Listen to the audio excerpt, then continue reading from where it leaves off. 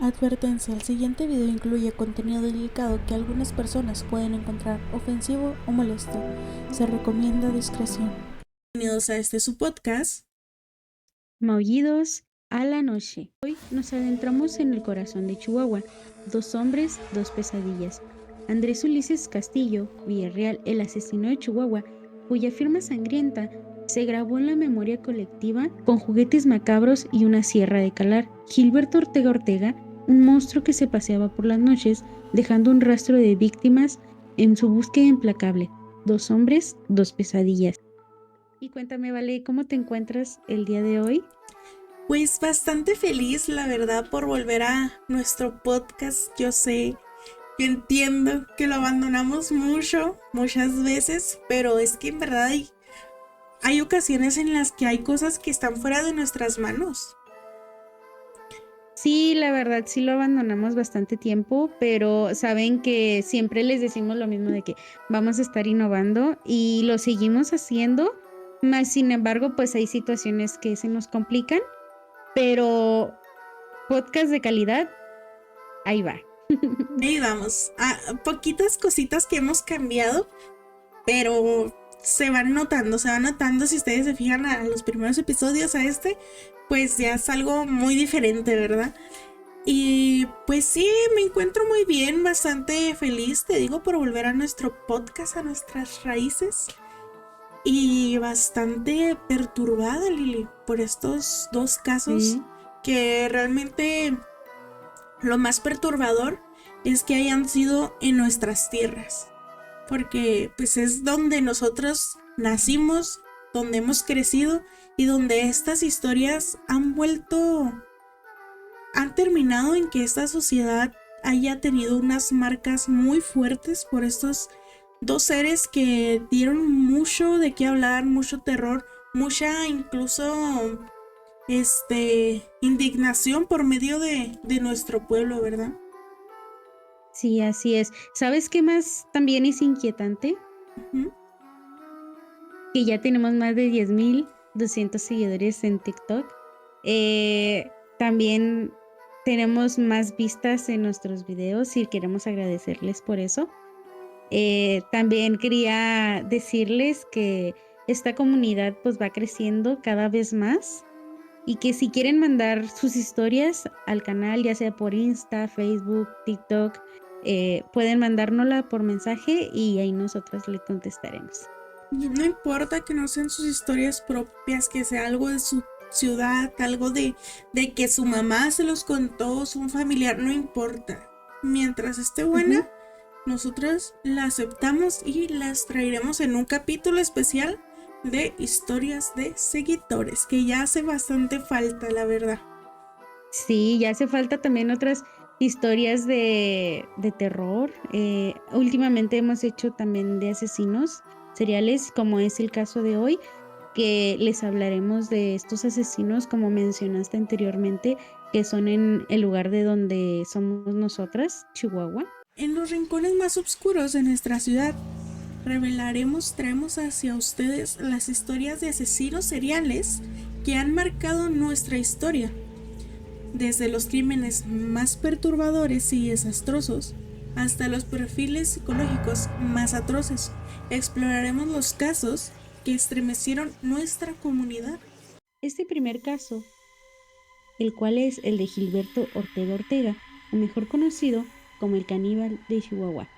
El asesino serial que mataba y comía niños. A finales del siglo pasado, Chihuahua fue atemorizado por la presencia del caníbal de Chihuahua, quien había cometido al menos 30 niños.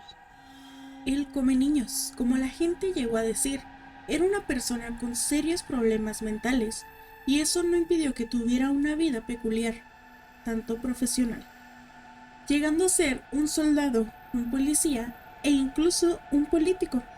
¿Quién fue realmente el caníbal de Chihuahua? Originario de General Trias, Chihuahua, Gilberto Ortega Ortega nació en 1969 y en su adultez llegó a tener una estatura de hasta 1,90 m de estatura, el cual llegó a ser fornido y con ojos azules. Se sabe poco de la niñez y juventud. Solo él mismo contó que desde los 4 años tuvo un amigo imaginario, el cual de adulto le ordenaba cometer estos brutales asesinatos. Ya de grande, Gilberto Ortega se dio de alta como soldado raso a sus 21 años de edad, donde tan solo duraría 3 años sirviendo y se daría de baja para ingresar a la Policía Municipal en Belisario Domínguez, corporación de la cual también se daría de baja para posteriormente, en el año de 1997, iniciar su vida política para participar en una campaña electoral. Primeros crímenes comprobados fue en esta campaña con un partido político que Gilberto Ortega cometió en el primero de sus crímenes oficiales, e incluso se cree que la razón por la cual este se unió a la campaña fue solo para estar cerca de su víctima y ganarse su confianza. Esta víctima se trataba de un niño de 11 años de edad, llamado Jaime, quien fungía como repartidor de propaganda del partido. Gilberto narró que un día lo invitó a dar la vuelta y terminó amarrándolo de pies y manos y a un tronco de un árbol para posteriormente arrancar y desmembrar su cuerpo.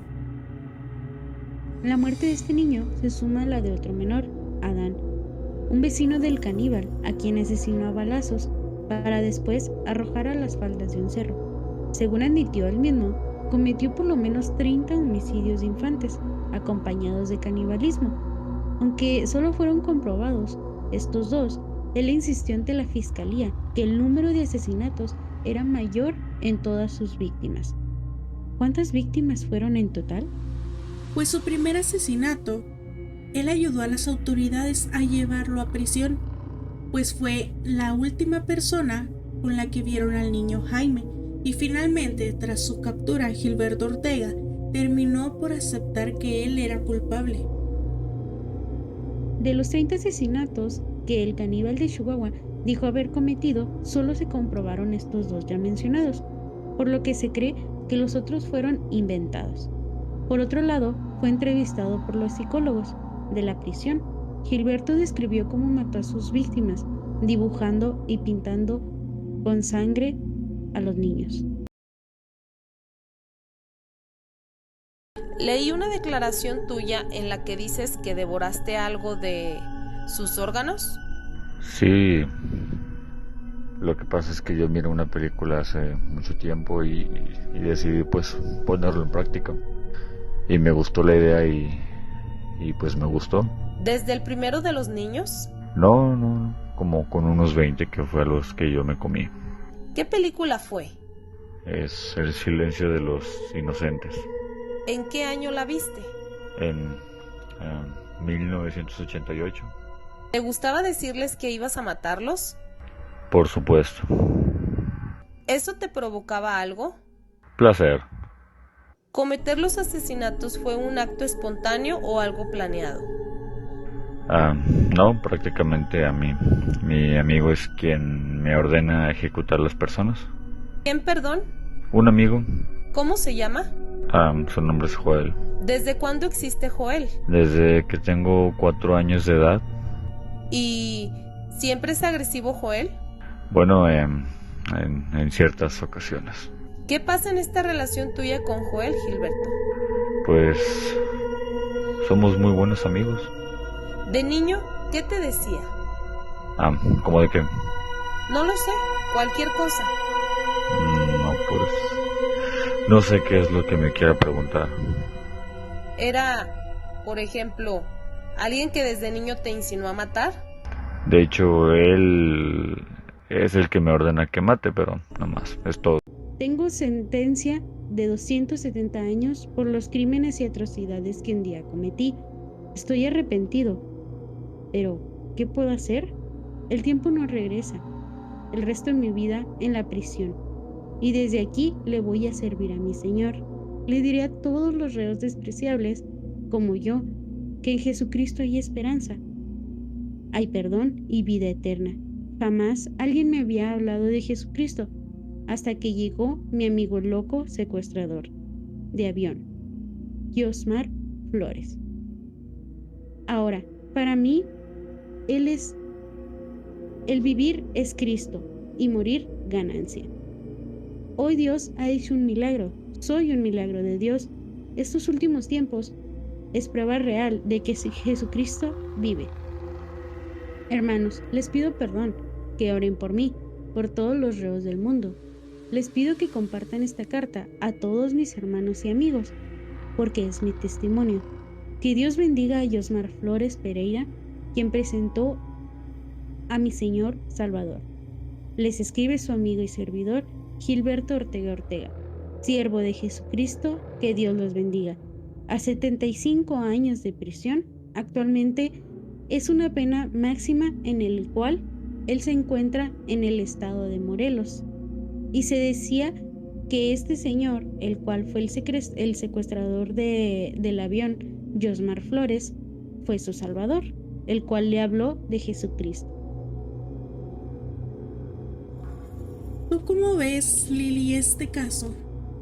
Pues es un caso muy impactante, ya que más que nada pues habla de la infancia atroz que tuvo este hombre y el cual lo llevó a cometer estos terribles asesinatos en contra de inocentes, y quizás pudo haber cometido más. Siento yo que es bastante curioso que después de las atrocidades quiera cambiar y ser una buena persona. Yo no digo que el cambio no pueda ser, pero viendo a Gilberto como una persona realmente perturbada y con muchos problemas mentales, ¿tú consideras que realmente pueda cambiar este tipo de personas?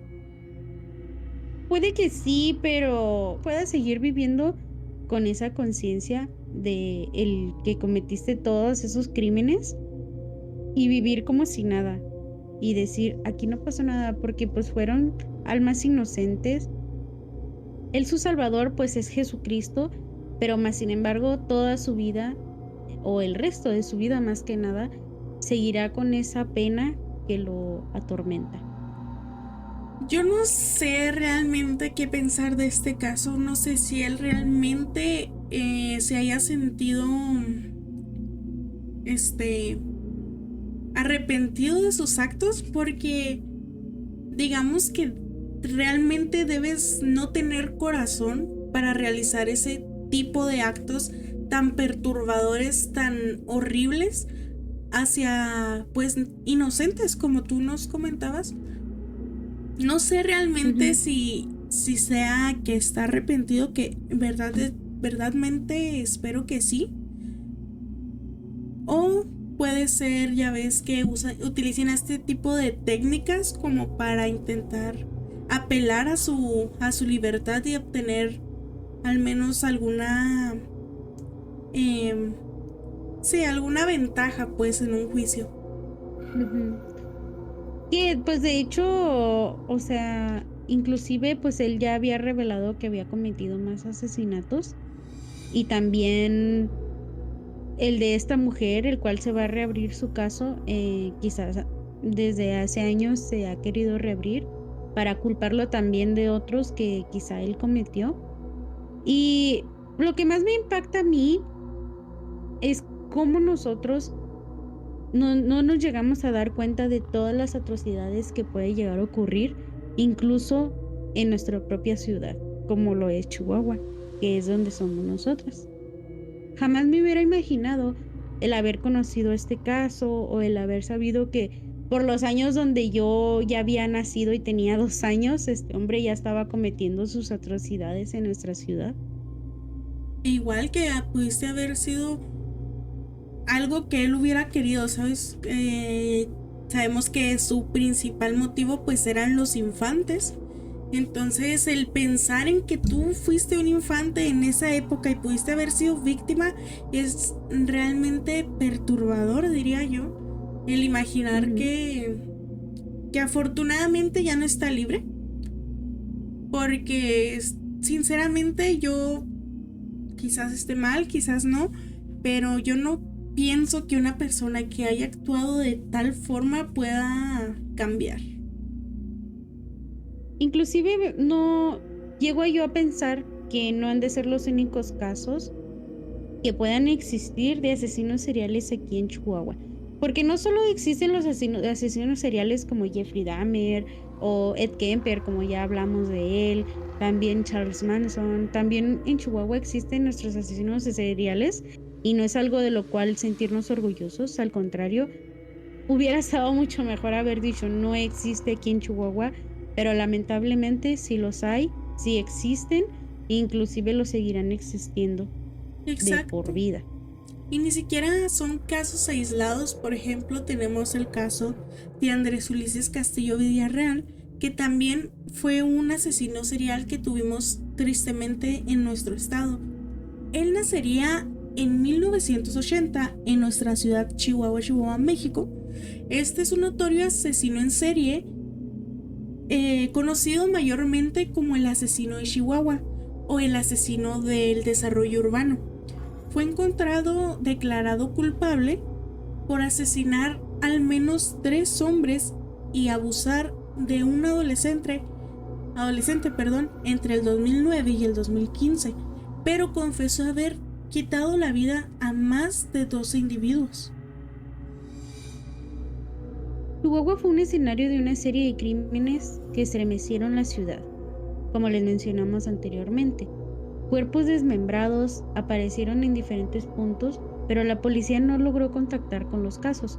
Todo cambió a mediados de noviembre del 2015, cuando 2 cuerpos a pocos metros uno del otro se encontraron cerca de un arroyo seco y revelaron un patrón. Allá arriba pues tiraron las piernas y aquí nos tiraron las otras partes. Reportó extremidades humanas en una casa abandonada en la colonia del desarrollo urbano.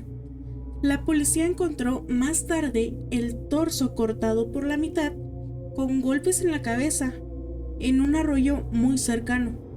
Era Lorenzo Ernesto Olivas Barrios, de 22 años. Él desapareció el 3 de noviembre cuando saldría de su casa a buscar cena, de la cual nunca regresaría. Las investigaciones apuntaron a Andrés Ulises Castillo Villarreal, quien había estado con Olivas en un bar. En un cuarto que rentaba, lo drogó, lo golpeó, violó y asesinó a Olivas. Luego, con la ayuda de un amigo al que amenazó, desmembró el cuerpo y lo arrojó al arroyo. Incluso obligó a su cómplice a tener relaciones sexuales con él. Este joven fue amenazado, como tú bien dices, por Ulises, diciéndole que él era muy bueno en la desaparición de cuerpos y que ya había realizado estos actos anteriormente y que por eso nunca lo habían encontrado. Sería el 13 de diciembre que otro cuerpo aparecería en el mismo arroyo, Daniel Alfonso, conocido como el Troya. Al igual que Olivas, había sido desmembrado y encima del cuerpo estaba una parte trasera de un carrito que estaba en el anterior cuerpo. Este sería... Después de las investigaciones se dieron cuenta que sería el mismo carrito, tan solo cortado por la mitad. Castillo lo había invitado a su casa, donde discutieron y posteriormente él lo golpearía con una piedra, privándolo de la vida. Nuevamente amenazó a su testigo anterior para que lo ayudara a deshacerse de este cuerpo nuevo. Y aunque esta serie de crímenes no terminó ahí, el 18 de diciembre encontraron otro cuerpo en la habitación de Castillo. Fernando Valles Gandarilla, hermano de un amigo de Castillo. Fernando había ido a visitar a Castillo antes de desaparecer y Castillo lo golpeó, abusó de él y lo mató a martillazos. Después, esconder el cuerpo en el piso de abajo.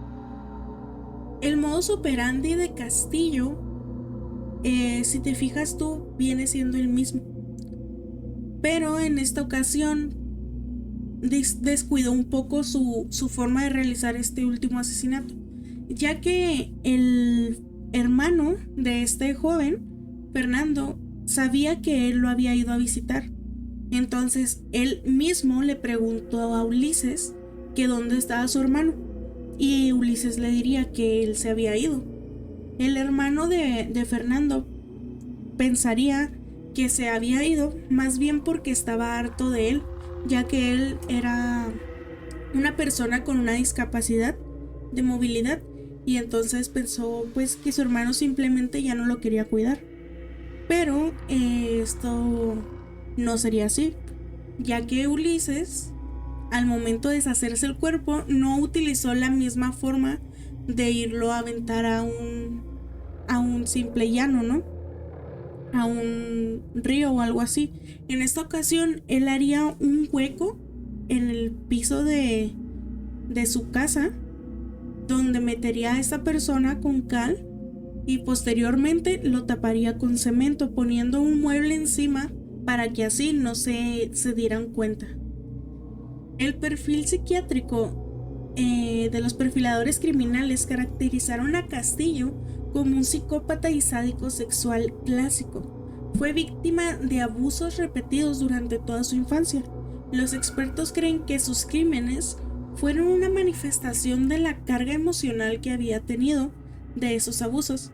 Teorizan que revivió su abuso infantil cambiando los roles, convirtiéndose él ahora en perpetrador con el poder absoluto. Sus comportamientos obsesivos, como usar la misma sierra de calar en cada asesinato y el ritual de dejar juguetes en estos, se ve como símbolos de regalos que pudo haber recibido de niño. Bueno, la condena y la detención de Andrés fue cuando fue detenido el 6 de enero del 2016 en la colonia Vista Cerro Grande, una colonia muy conocida en Chihuahua, donde se encontraba en posesión de varias dosis de metanfetaminas. Destaca el hecho de que en los últimos de sus crímenes habría sido muy descuidado, contrastando con los asesinatos anteriores en donde se condujo de una manera metódica, de la cual forma que no había dejado ninguna evidencia. Castillo Villarreal drogaba y violaba a sus víctimas, todos hombres. Después los mataba a golpes y mutilaba. Algunos cuerpos fueron incinerados o enterrados, otros abandonados en la calle. 5 de diciembre del 2017 fue condenado a 120 años de prisión. La historia de Andrés Ulises Castillo Villarreal es un sombrío recordatorio de la oscuridad que puede existir dentro de la humanidad. Sus crímenes conmocionaron a la comunidad y a la ciudad de Chihuahua, y sigue dejando una advertencia sobre lo peligroso de la violencia y la necesidad de comprender los complejos de los factores que contribuyen a tan horribles actos. La información sobre la infancia de Ulises es muy limitada y proviene principalmente de fuentes más secundarias, como artículos de noticias, perfiles psicológicos. Sin embargo, se sabe que realmente sí fue víctima de varios abusos repetidos durante su infancia, donde se cree que este abusador le obsequiaba carritos como una tipo de disculpa, que sería posteriormente lo que él utilizaría en sus crímenes. En opinión del criminólogo Nicolás González, que todas sus víctimas hayan sido hombres y la forma en la que cometió los asesinatos son una muestra de la carga emocional que los abusos representaban para él. Según la hipótesis de los perfiladores criminales, Andrés Castillo Villarreal habría revivido los abusos sexuales de su niñez con cambios de roles, en donde él ya no era una víctima, sino era el victimario con un poder absoluto. Algunos de los detalles se han revelado. Incluye que su familia realmente lo despreciaba. No se ha reportado información específica sobre la dinámica familiar que Castillo tenía, pero sugiere que no recibió un entorno familiar saludable y amoroso que normalmente vemos en este tipo de casos. También tenía una falta de apoyo. Es posible que no haya tenido acceso a ningún tipo de ayuda o apoyo necesario para lidiar con estos traumas que ya venía sufriendo. Se ha teorizado también que los abusos de su infancia contribuyeron muchísimo en su desarrollo psicopático y sádico. Y pues como tú dices, los perfiladores criminales creen que sus crímenes eran una manifestación de esta carga emocional que llevaba arrastrando desde muchos años atrás. se teoriza, perdón, que revivió el abuso, pero como tú dices, cambiando estos roles y pues convirtiéndose en el abusador ahora, ¿no? Sí, así como ya hemos hablado en muchos casos como fue Charles Manson, Ed Kemper, este caso no es una excepción. Ya se ve reflejado más que nada en todos los crímenes que llegan a cometer o todos los delitos. También es fundamental comprender que la infancia de Castillo es un factor clave en el desarrollo de su comportamiento criminal. Aunque no se conocen todos los detalles, es evidente que el trauma que sufrió tuvo un profundo impacto en su desarrollo psicosocial y en acciones posteriores. Es importante señalar que esta información se basa en fuentes secundarias y no se ha confirmado nada oficialmente. La información sobre su infancia es limitada, como mencionamos anteriormente, y se necesitan más investigaciones para comprender y para hablar sobre estos datos perturbadores e importantes. De los casos de Andrés Ulises Castillo y Gilberto Ortega debemos separarlos, ya que son individuos con modus operandi y perfiles distintos. Sin embargo, ambos comparten el elemento perturbador de la violencia extrema e impunidad inicial. Sí, es como dices, son dos personas completamente diferentes, pero esto no les quita que fueron igualmente brutales e igualmente violentadores extremos, ¿no?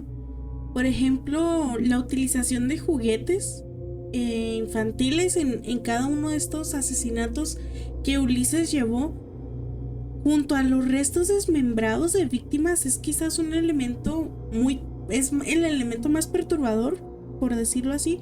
Este detalle sugiere la perversión extrema que tenía, con una mezcla de violencia brutal y una regresión infantil que añade una capa de horror psicológico a sus crímenes. No se trata tan solo de matar, ¿no? Es un acto de un ritualismo que tiene él, con una carga pues simbólica bastante enfermiza, diría yo.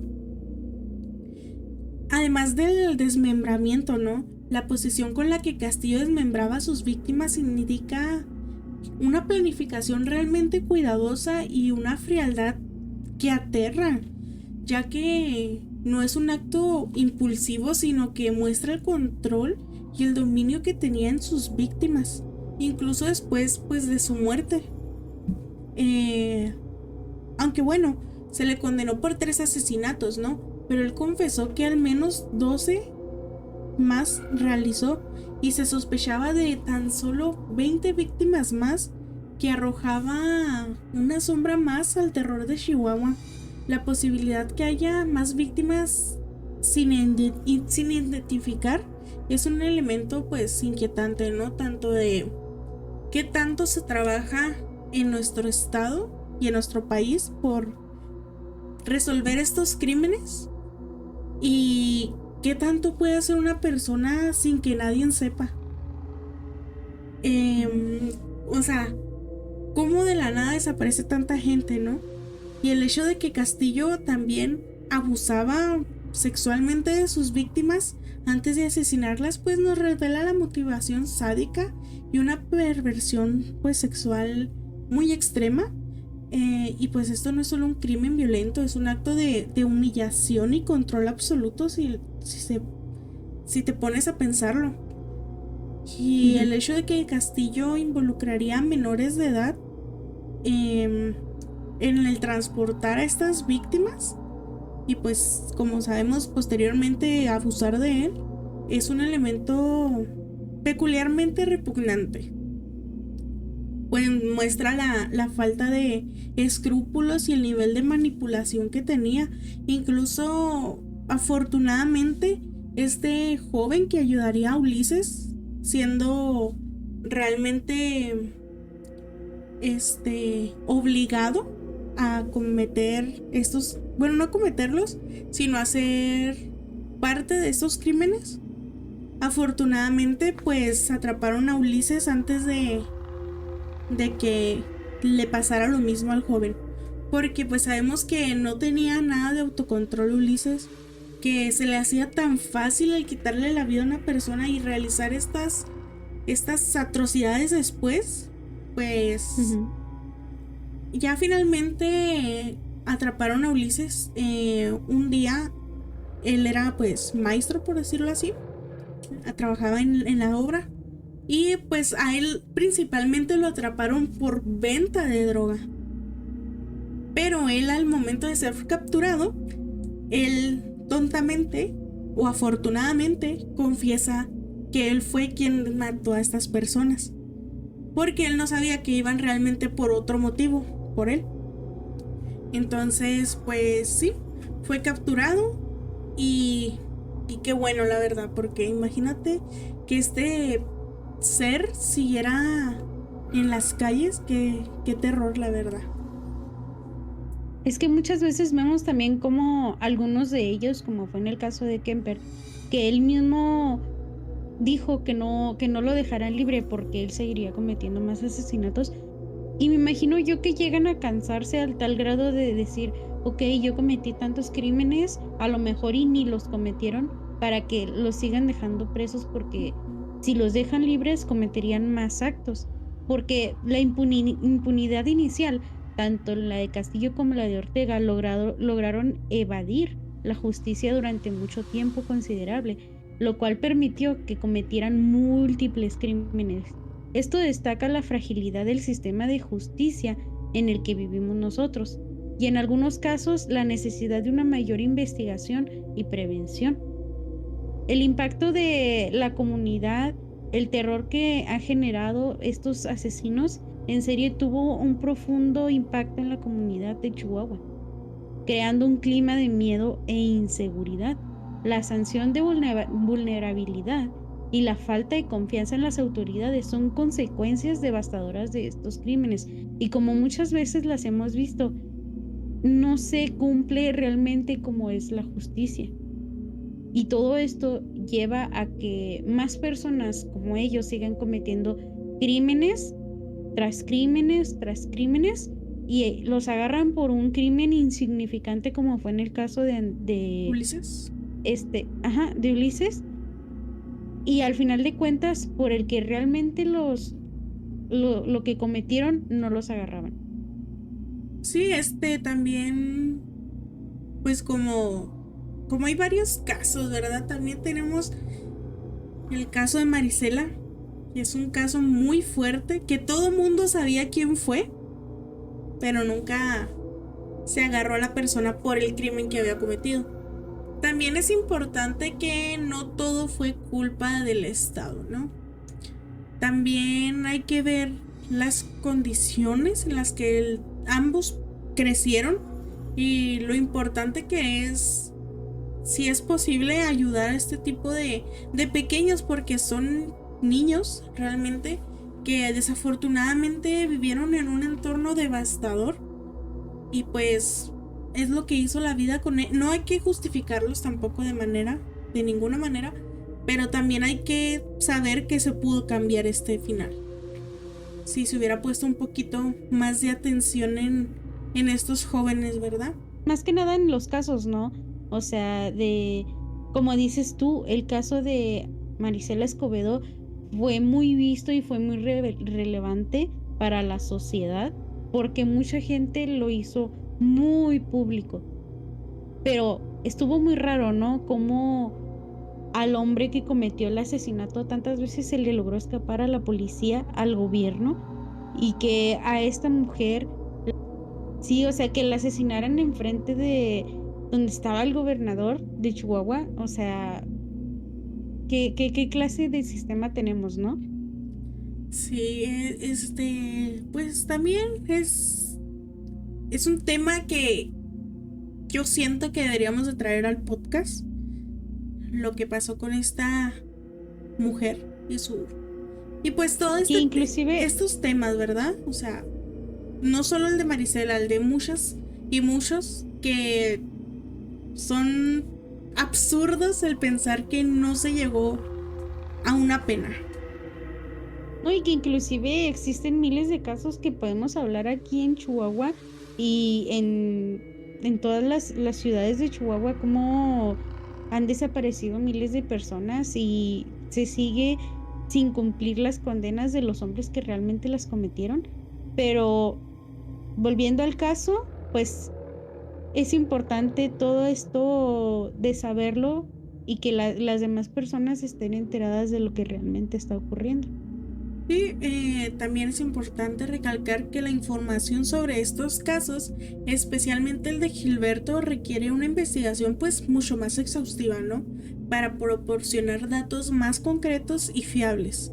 La información proporcionada aquí pues es basada en datos disponibles públicamente, pero la falta de acceso a expedientes y registros oficiales pues nos limita realmente bastante el análisis, pero pues les quisimos traer todo lo que encontramos, intentando ser lo más válido, lo más exacto que pudimos.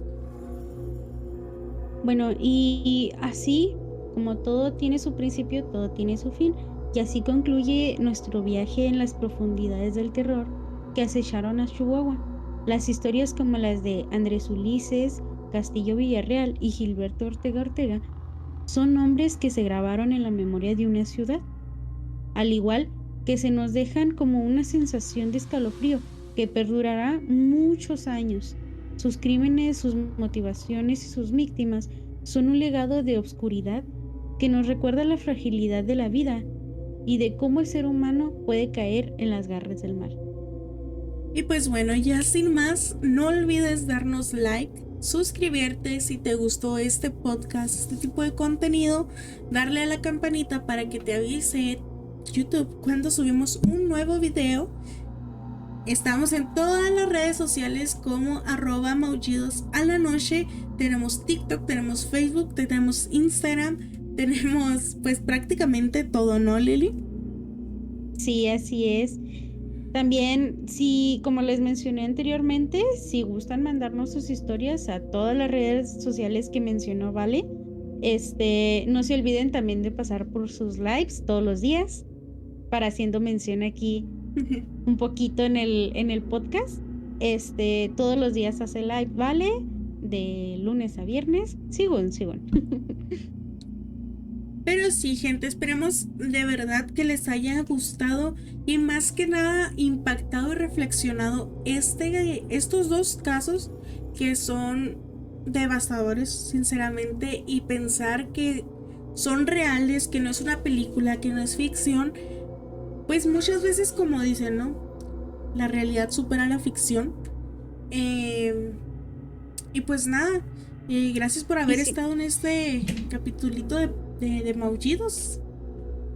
Y sin más, y si te atreves, acompáñanos en nuestra próxima entrega, donde exploraremos misterios aún más profundos.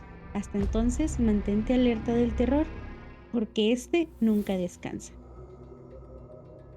Y pues ya sin más, nos despedimos y los vemos en un próximo capítulo de Maullidos a la noche. Nos despedimos. Mi nombre es Lili Aguilar. Y mi nombre es Vale Aguilar.